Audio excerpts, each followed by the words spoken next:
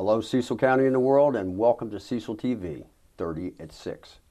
Tonight is February the 18th, and I'm Rob Churnside. And I'm Mike Collins. Mike, it's great to have you here. It's good to be back, Rob. We enjoy this show. That's 2 weeks in a row. Now, where's Allison? That is the $50 question. Where is Allison? We've got the presidential race just starting up, and she's not here. I heard something about she had to go out and get some corn. Where would you go? Maybe Iowa. That's where it all starts, isn't it? I don't want to be corny, but yes, that is. Nice. So, we'll have to just find out. Yeah. She'll be back. I'm sure she will be. Next week, right? Yeah, I heard she might be making a speech. She can do that. Anyway, speaking of speeches, it's President's Day. We have Mike Dixon on the show to talk about President's Day. If anybody knows about presidents and their impact on Cecil County, Mike would be the man. And he's a pretty snappy dresser, too, with that bow tie. Yes, he is. I wore a tie, but it's not a bow tie. We can't wear bow ties, Mike. No? Only Mike Dixon can wear the bow tie. He rocks bow ties. He knows how to wear them. Yes, anyway, he does. Also on the show tonight, we have Elise Murray talking about African American History Month and a special deal coming up on March 2nd. And we have musical guests that I discovered while I was talent scouting in Granite Run Tap Room this past Thursday at their open mic. That's a great place to hear music. Yeah. I really like that place. And I was looking for the elusive one-man band Box Turtle Bob, but I didn't find him. I don't know where he went. He's probably back in his shell. Touché. Huh? Anyway, we have a great show coming up tonight, Mike, and... Wait a minute. We need to talk about the weather that's coming up. We're supposed to get terrible weather this Wednesday, yes, right? Yes, we are. And which snow event would that be? According to my Woolly Bear Caterpillar study, which correlates with the Hillbilly Stone in the Jar study from Tennessee. Right. This is event number 6 coming up. Of 11, is that what they foretold? It kind of contradicts the groundhog, though, doesn't it? You can't trust Patuxentani Phil. You can never trust a groundhog. It's part rodent, right? Exactly. He's all rodent, isn't he? Those guys. As far as I know. Yeah. Good eating if you know how to fix them. I guess. Anyway. I've never eaten a groundhog, and I don't want to. And now for the news. Transportation law enforcement, county, and town officials from both Maryland and Delaware met last Wednesday to find solutions to the increased traffic and safety concerns on southern county roads following the mid-January opening of the new U.S. Route 301 bypass in Delaware. Attempts by drivers to avoid the new Route 301 toll have caused problematic truck traffic and damage to roads, as well as increased car traffic on roads not designed to handle the volume or the size of these vehicles. Complaints about traffic, particularly in the Warwick-Cecilton area, have prompted a reevaluation of traffic patterns in consideration of a number of possible remedies, including increased enforcement, signage, barricades, and reduced fee options for the new toll. Last Tuesday, county citizens nearly filled the Elk Room at the County Administration Building to express their views on County Executive Alan McCarthy's proposed FY 2020 county budget.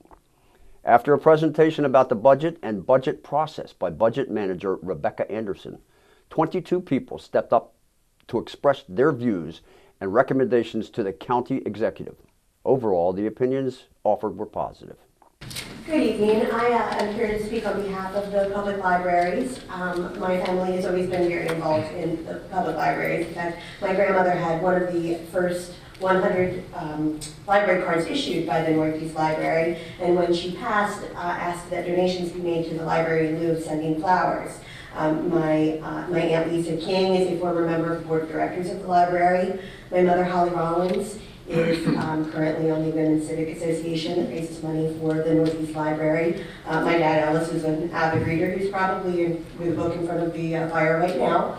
But more importantly, as a young family, we didn't have a lot of money to do a lot of things in the summer when my kids were on vacations. We didn't go to the beach, we didn't go to Disney World, we didn't do things like that. We did, however, often take family trips to the library to check out books, to get movies, to get audiobooks, and I feel like it really brought us much closer together as a family. I always really enjoyed that time, my kids discovering this great love of books, maybe not Murphy, but the rest of them. And honestly, I don't like to brag, and I don't want to take my daughter's time to express her love of the library, but I would like to say that I do think that having access to the library and such a nice library system that we have in the county probably really helped her in her admittance to Harvard University. Though she chose not to go, it is a little bit of a bragging right to me that she did get to go, did get accepted. So I think it's really important that we continue to fund our libraries appropriately so that especially young families have access to those sorts of things and an alternative to sitting around playing video games. So that's all I have to say. Thank you very much for your time. I would like to take this opportunity first on behalf of Bohemian Manor Middle School and Bohemian Manor High School to thank you for funding our secure entrance from the FY19 budget. The construction phase began earlier this year and is expected to be completed soon. You'll have to stop by when it's completed. But tonight I'm here to speak to you regarding the need to fully fund the proposed FY20 budget for Cecil County Public Schools. Every day at Bohemian Manor Middle School, about 485 students walk through those front doors. Some students are coming from homes that can provide all the economic, social, and emotional resources necessary for them to access the excellent educational opportunities available to them as students in our building. Some students do not have this same level of stability in their homes. Some come through our doors looking for the safety and structure of the school routine, and some are looking for an adult role model, while some are in need of a warm building and 2 guaranteed meals. All of these students and many more are found throughout all of the buildings in Cecil County. But no matter what their background is, all of our students need to maximize their potential. They need to be ready and prepared for the world of work beyond our doors. Our students need to be competitive and have the necessary skills to take the higher paying jobs that are within and around Cecil County. This benefits the county as a whole because then if they reside here, they come back and improve our tax base. So how do I propose that we do that? Well, by making CCPS the best that it can be. To do that, we need to make sure that we hire, train, and retain an excellent teaching staff. Teachers are the ones who interact with our students. As much as we want to say books and programs make the difference, it's our teaching staff. They're the ones who teach them the content and how to get along with others. They hold them accountable to their education. And they also hold their hands a little bit when they need an additional level of support. The CCPS budget focuses on this priority. It is a people business. Fully funding the school district budget does not mean that we are adding unnecessary programs. Fully funding the school budget means that we are honoring the contracts to keep our dedicated and hardworking teachers in our county. Our highly trained staff can easily walk across state lines and do just as difficult job for even more money. So I encourage you to fully fund the CCPS school budget request for FY20 so that we can continue to provide this high level of support to our students and community. Thank you. Stay with Cecil TV for continued updates on the budget process. And this is a message about Cecil TV. As you know, 30 at 6 can be viewed both online and on the Armstrong and Comcast cable systems. As it turns out, there is no easy way to know how many of you out there may be watching us on cable.